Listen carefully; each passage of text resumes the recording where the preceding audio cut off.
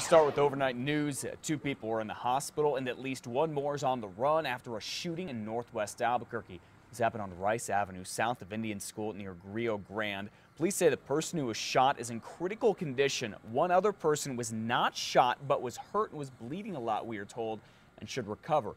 Police are still searching for the shooter. We'll keep you updated.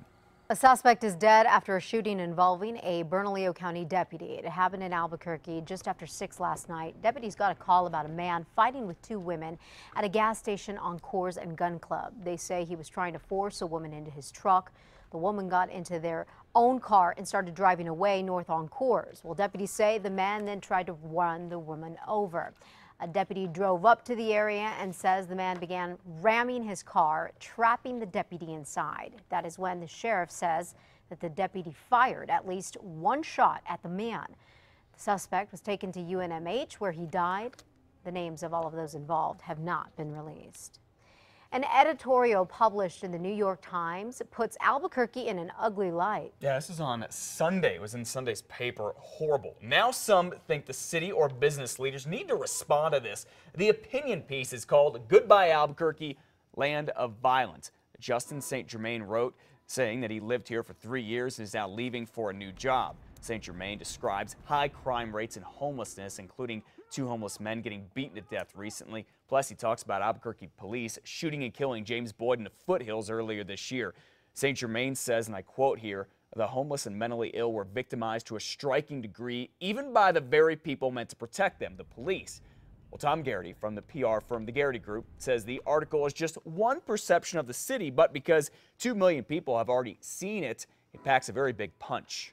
We need to be able to correct and clarify. We need to be able to frame the issue and provide the perspective that might not be relayed in an article like this.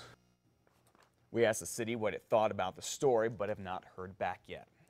Well, this morning we have the video that shows the chaos a woman from New Mexico caused on a plane this weekend, forcing it to make an emergency landing. Take a look at this. This is harassment! Carlos, I didn't do anything wrong! I didn't do anything! I'm going to steal the out of you! Mary Lenz from Santa Fe was on a plane here and escorted off the plane after passengers say she simply lost it. Investigators say Lenz here was verbally abusive to passengers and was walking around saying she couldn't find her seat. And they say when the flight attendant tried to help, Lenz punched him in the stomach. The plane was headed to Boston but had to land in Nashville. That's when officers took Lenz away, kicking and screaming. They say she even kicked out the cage window in a patrol car. Lenz is now charged with assault, resisting arrest, and disorderly conduct. Well, it's useless to anyone else, but to one New Mexico woman, she says she depends on what thieves took from her over the weekend, her prosthetic leg. Mary Alice London of Carlsbad flew to Lansing, Michigan 2 weeks ago to the Hanger Clinic, where she was getting a new prosthetic leg. After a successful trip there, she spent the night in a Lubbock hotel Friday as she was making her way back to New Mexico. Well, that is when someone smashed 2 windows to get into her SUV, stealing 2 suitcases. One held a prosthetic leg like this one. It's worth between $7,000 and $10,000. When it's something like a prosthetic that a person depends on, I can't imagine. I just can't imagine. It's hard for me to understand. Well, she is trying to figure out if her insurance will cover the cost to replace it. London says for the first time, being that she has an old prosthetic leg, she is using it, but it doesn't quite fit anymore. The head administrator of a charter school that is being investigated has put himself on leave. It's believed the Southwest Learning Center in the Heights is under federal investigation for fraud and embezzlement allegations involving state and federal money. Investigators are trying to determine if education funding was used somewhere other than the classroom. There was no mention as to who may have benefited, but there have been questions raised about the head administrator, Scott Glassard's salary and extra pay. Glassard has a salary of $210,000.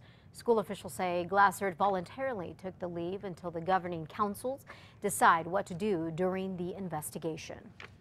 A middle school teacher in Clovis is now facing charges accused of slapping a student. The boy's father filed a police report against Brandy Thomas all the way back in April. The father says Thomas slapped the 7th grader across the face after he made a joke during gym class at Gaddis Middle School.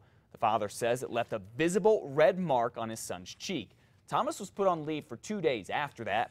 Now prosecutors won't say why it took 4 months to officially charge her with battery. She is set to be in court later this month.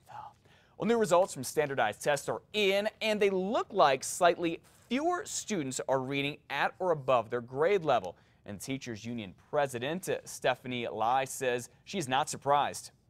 We've been saying that this governor, her education policies are going to turn into a train wreck, and I think this year it shows exactly what we thought would happen.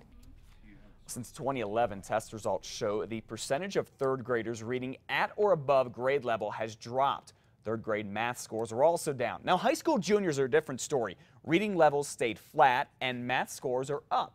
The Public Education Department says those numbers don't tell the whole story, though. This year, about 25% of students took the test online, and the PED says those students performed far worse than those who did not take it online. This was the first year that our students had ever seen an online assessment, so there definitely were some growing pains. Our instructional strategies might not necessarily always match students being able to translate that into a computer-based test. APS there says, of course, it wanted better test results, but it looks at more than tests to see if students are improving. Elizabeth? Governor Susana Martinez's administration is going to require a certain amount of hours at work for anyone in the state to receive food stamps. Starting in October, the state plans to restore a 20-hour-a-week work requirement for adults with no kids.